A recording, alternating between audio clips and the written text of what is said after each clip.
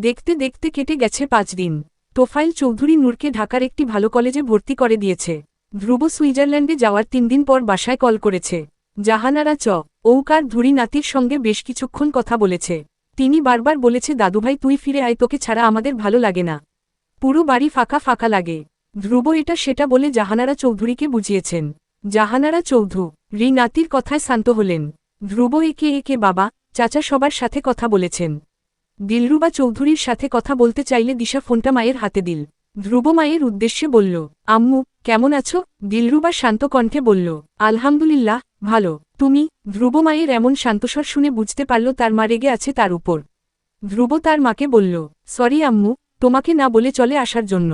দিলরুবা ধীর কণ্ঠে বলল, ছেলে আমার বড় হয়ে গেছে, তাই ছেলের যা সিদ্ধান্ত ছেলে নিতে পারে, এখানে আমার কি করার? মায়ের এমন কথা শুনে ধ্রুবের অপরাধবোধ কাজ করল, আর সব রাগ গিয়ে পড়ল নূরের উপর। ওই মেয়ের জন্য আজ এসব। দিলরুবা, আর কিছু বলবা ধ্রুব? আমার কাজ আছে। ধ্রুব মায়ের কথা শুনে আর কিছু বলার ভাষা পেল না। ঠিক আছে আম্মু, এখন রাখি বলে কল কেটে দিল। Dash dash dash. আজ নূরের স্কুলের প্রথম দিন, তাই সে সকাল সকাল ঘুম থেকে উঠে ফ্রেশ হয়েছে। তোফায়েল চৌধুরী নূরকে সব কিছু নতুন করে কিনে দিয়েছে। নূর তার ব্যাগ গুছিয়ে নিয়ে নিচে নেমে এলো। রান্নাঘরে দিলরুবা আর কাজের মেয়ে মালা রান্না করছে। মালার বয়সও ১৮ হবে। এই কয়েক দিনে মালার সঙ্গে নূরের অনেক ভালো সম্পর্ক হয়েছে। নূররা ননাঘরে এগিয়ে গেল, পিছন থেকে তার ফুপিকে জড়িয়ে ধরে বলল, কি রান্না করছো ফুপি? দাও আমি সাহায্য করি। দিলরুবা চৌধুরী পিছনে ঘুরে নূরের কপালে একটা চুমু খেয়ে বলল, কিচ্ছু করতে হবে না লক্ষ্মী সোনা, তুই গিয়ে বরং প্রস্তুতি নে, আজকে তোর নতুন স্কুলে প্রথম ক্লাস। নূর, সে এখনও ১ ঘন্টা বাকি আছে ফুপি, সরো, আমি তোমাকে সাহায্য করি। পাশ থেকে মালা বলে উঠল, শাশুড়িকে কেউ কখনো ফুপি বলে ডাকে? আজ প্রথম শুনলাম। মালার কথা শুনে নূর মুখ কালো করে। দিলরুবা চৌধুরী নূরের দিকে তাকালো, পরে মালার দিকে তাকিয়ে বলল, শোন মালা, নূরের যা ইচ্ছে তাই ডাকবে বুঝলি। ও যেদিন আমাকে মা হিসেবে মেনে নেবে, সেদিনই না হয় মা বলে ডাকবে। দিলরু বার কথা শুনে নূর তার ফুপির দিকে তাকালো। ফুপির অভিমানী কণ্ঠ বলে দিচ্ছে যে তার ফুপি চাই, সে তাকে মা বলে ডাকুক। দিলরুবা চৌধুরী আবার কাজে মনোযোগ দিল। নূর তার ফুপিকে জড়িয়ে ধরে বলল, তুমি অভিমান করো না ফুপি, তুমি আজকে থেকে আমার আরেক মা। দিলরুবা চৌধুরী মুচকি হেসে বলল, হয়েছে হয়েছে, এবার ছাড়, আমার রান্না করতে হবে। তারা এভাবে খুনসুটি করার সময় হঠাৎ রান্নাঘরে আলেয়া আসল। তাদের হাসি খুশি দেখে মনে মনে বলল, এদের আর আদিক্ষেতা দেখে আর বাঁচা যায় না। আলেয়া যেন নূরকে সহ্য করতে পারছে না। রান্নাঘরে ঢুকে মালার উদ্দেশ্যে বলল, মালা, তাড়াতাড়ি সাদাতের জন্য নুডলস রান্না কর, সাদাতের টিফিন দিতে হবে। মালা মুখ ভেঙচি কেটে বলল, দিচ্ছি ছোট মা। আলেয়া যেমন এসেছিলেন ঠিক তেমনই হনহন করে চলে গেল। মালা আলেয়ার প্রস্থান দেখে বলল, বড় মা, তুমি কত সুন্দর সংসারের জন্য কাজ কর, তোমায় কখনো বিরক্ত হতে দেখি না।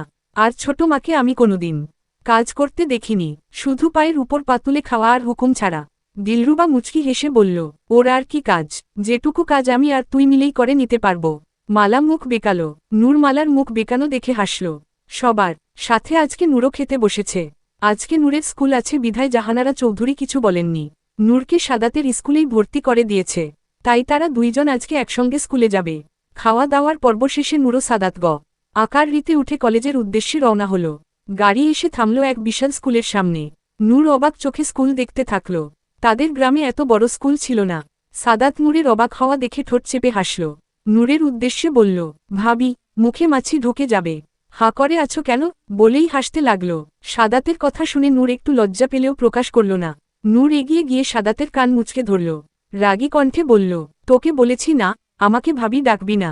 সাদাত, আহ, ভাবি লাগছে। নূর, লাগুক, লাগার জন্য ধরেছি। সাদাত, আর বলবো না ভাবি, এবার ছাড়ো লাগছে আমার। নূর সাদাতের কান ছেড়ে দিয়ে কলেজের ভিতর যেতে লাগল। সাদাত নূরের সাথে পা মিলিয়ে বলল, তাহলে তোমায় কি ডাকবো? সাদাতের কথা শুনে নূর ভ্রু কুঁচকে বলল, কেন, আগে ঠিক আপু বলে মুখে ফেনা তুলতি, এখন কি হলো শুনি? সাদাত কিছুটা দূরে গিয়ে বলল, আমি তোমাকে ভাবি ডাকব, আমার বড় ভাবি। বলেই সাদাত দৌড় দিল। নূর সাদাতের দিকে তাকিয়ে কিরমির করে বলল, শালা পটকা কোথাকার। বলেই নূর তার ক্লাসরুমে চলে গেল। ক্লাসে গিয়ে দেখল ছেলে মেয়ে সবাই একসাথে বসে যে যার মতো আড্ডা দিচ্ছে। নূর ক্লাসে ঢুকতেই ছেলেরা হাঁ করে তার দিকে তাকিয়ে আছে। তাদের তাকানো দেখে নূরের অস্বস্তি হতে লাগল। নূর গিয়ে সামনের বেঞ্চে বসে পড়ল। ক্লাসের কিছু কিছু মেয়েদের নূরকে দেখে হিংসা হতে শুরু করল, কারণ তাদের থেকে নূর অনেক সুন্দর, যে কেউ এক দেখাতে পছন্দ করে ফেলবে। নূরের একজনের সঙ্গে পরিচয় হল। মেয়েটার নাম সোহা, দেখতে অনেক মায়াবী। সোহার আকর্ষণীয় হলো ঠোঁটের নিচে তিলটা, যার কারণে মেয়েটা হাসলে অনেক সুন্দর লাগে। একটু পর স্যার ক্লাসে আসল। স্যার ক্লাসে ঢোকার 1 মিনিট পরেই একজন মেয়ে ঘুমঘুম কণ্ঠে বলল, may I coming sir. Sir বিরক্ত হলেন, তার আর বুঝতে বাকি নেই কে এটা। স্যার রাগে গোজগোজ করতে বলল, আসেন মহারানী, আপনার অপেক্ষায় ছিলাম। আপনার পদধূলি দিয়ে আমাদের রক্ষা করেন। স্যারের কথা শেষ হওয়ার সাথে সাথে সবাই একসাথে হেসে উঠল। লাবণ্য হাই তুলে ক্লাসে এসে নূরকে ঠেলে সরে দিয়ে নিজে বসে পড়ল। নূর অবাক হল। লাবণ্য নূরের তাকানো দেখে মেকি হেসে বলল, রাগ করেছিস? নূর মাথা নাড়াল, মানে না। লাবণ্য, তুই করে বললাম দেখে রাগ করলি? নূর এবারেও মাথা নাড়াল। লাবণ্য নূরকে জড়িয়ে ধরে বলল, আমি ক্লাসমেটদের তুমি করে বলতে পারি না, বুঝলি? আমরা আজ থেকে ফ্রেন্ড। ঠিক আছে নূর, ঠিক আছে। এদের কথা শুনে স্যার ধমকে উঠল। নূরের দিকে তাকিয়ে বলল, মাঝখানের মেয়ে, উঠে দাঁড়াও। নূর উঠে মাথা নিচু করে নিল। স্যার নূরের দিকে তাকিয়ে বলল, নতুন? নূর, জি স্যার। স্যার, আগে কোথায় ছিলে? নূর, সিরাজগঞ্জ, খোকসাবাড়ি। স্যার, ঠিক আছে, বসো, মনোযোগ দিয়ে ক্লাস করবে। আর লাবণ্যকে দেখিয়ে স্যার বলল, এই মেয়ের সাথে একদম মিশবে না, একদম পড়া চোর এটা। বলেই ক্লাস করাতে শুরু করল। নূর বসে পড়লে লাবণ্য বিড়বিড় করে বলল, শালা পেট মোটা টাকলা বুড়া, শুধু আমার সাথে লাগে। লাবণ্যের কথা শুনে নূর মুখ চেপে হেসে উঠল। একে একে নূর সব ক্লাসগুলো মনোযোগ দিয়ে করল। আর লাবণ্যের এক একটা কথা শুনে নূর আর সোহা হেসে লুটোপুটি খেল। স্কুল ছুটি হলে যে যার মতো বাসায় চলে যাচ্ছে। সোহা, নূর আর লাবণ্য আসতে নিলে তাদের সামনে এসে দাঁড়ালো নোহা ও আগুনের গ্যাং।